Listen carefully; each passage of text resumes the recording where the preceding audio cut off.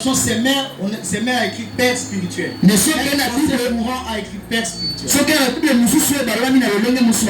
papa spirituel. Vous allez voir que les anciennes traductions, il y avait d'autres mots qui n'existaient pas encore.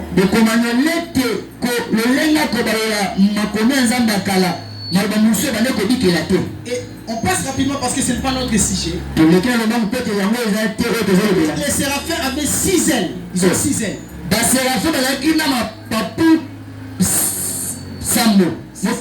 Deux ailes, ça couvrait leur visage.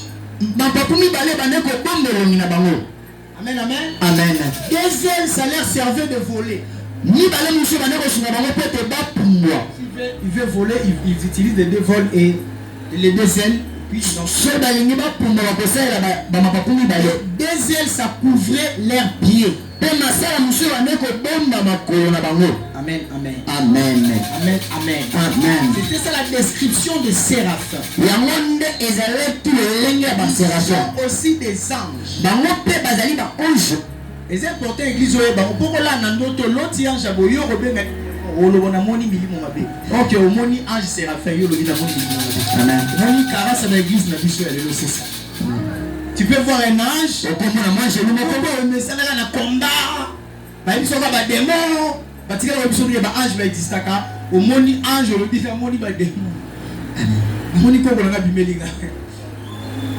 l'église, c'est important. Amen, amen. Amen. Acclamons pour le Seigneur. Et bien aimé, si même dans une vision tu vois quelque chose pareil, c'est ça un ange qu'on appelle séraphin.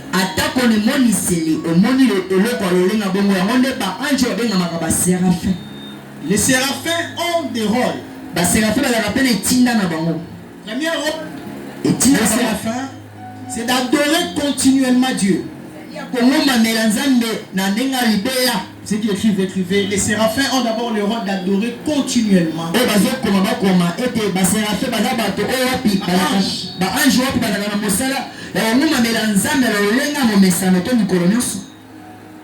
Deuxième rôle des séraphins, les séraphins ont aussi le rôle de proclamer la sainteté de Dieu. Les anges qu'on appelle les séraphins, ils proclament aussi la sainteté, ils proclament comment Dieu est saint. Voilà la raison pour laquelle ils sont juste en face de Dieu.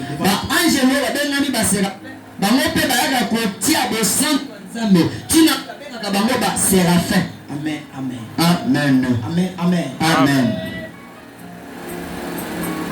Acclamons pour le Seigneur. Troisième rôle de séraphin, il purifie ce que Dieu appelle au service. Les gens que Dieu appelle à son service, les séraphins ont aussi le rôle de l'air purifié. Les gens que Dieu appelle pour servir Dieu, le ministre de Dieu, le serviteur de Dieu. Dieu envoie aussi les anges séraphins pour purifier ces gens-là. Quelques prophètes de la Bible disent que c'était les anges. Amen, amen. Acclamons pour le Seigneur. C'est ainsi. C'est important. Tous ceux qui servent Dieu, ceux qui sont dans les services de Dieu, d'être d'abord purifiés. C'est pour cela tous les gens que Dieu appelle dans son service, Dieu cherche d'abord le moyen de les purifier. Amen, amen. Dieu le purifie d'abord.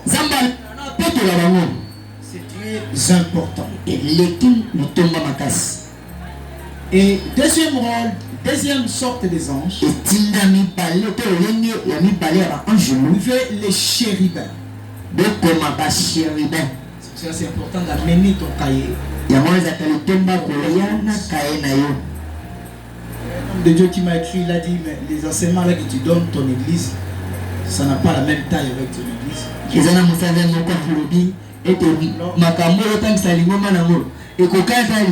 Je le dis, alors comment l'église arrive à cette taille-là?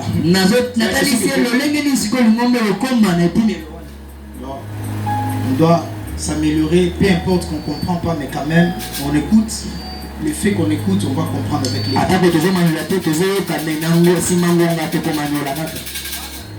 les chérubins. Maintenant, Genèse chapitre 3, verset 24. Genèse chapitre 3. Lisez-nous Genèse chapitre 3, verset 24. Et tu vas me lire encore Ézéchiel chapitre 10. Genèse chapitre 3, verset 24. Genèse chapitre 3, verset 24. C'est ainsi qu'il chassa Adam et il mit à l'orient du jardin d'Éden le chérubin qui agitait une épée flamboyante pour garder le chemin de l'arbre de vie. Vous allez voir que lorsque Dieu a voulu chasser Adam du jardin, nous savons tous comment Adam avait péché. Et Adam ne pouvait plus être à côté de l'arbre de la vie. Dieu avait eu la décision de chasser Adam. Et lorsqu'il a chassé Adam, qu'est-ce qui va se passer? Il va prendre n'importe quel ange. Mais il va prendre les anges qu'on appelle les chérubins.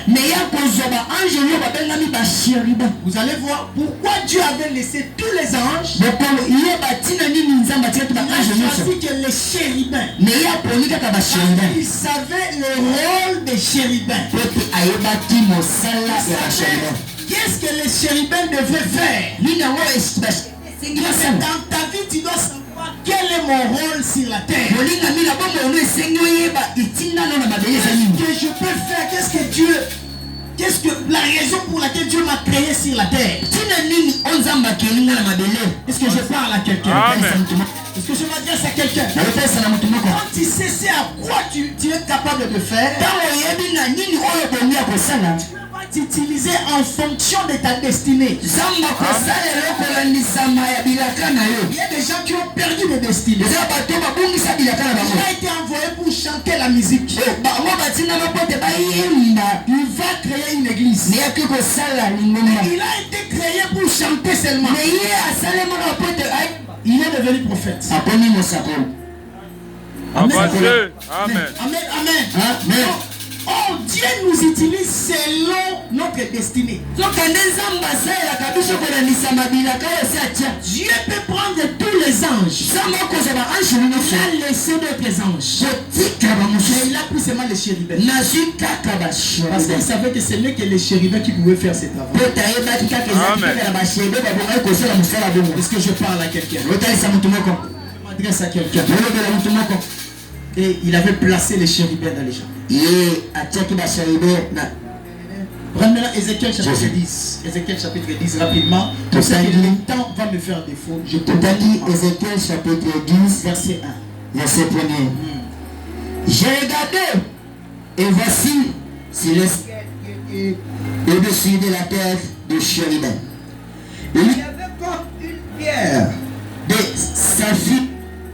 On voyait au-dessus d'eux quelque chose semblable à une forme de trône. Tu peux t'arrêter là. Vous allez voir que les chérubins, ils jouent ces rôles-là. En Genèse, on a dit qu'ils avaient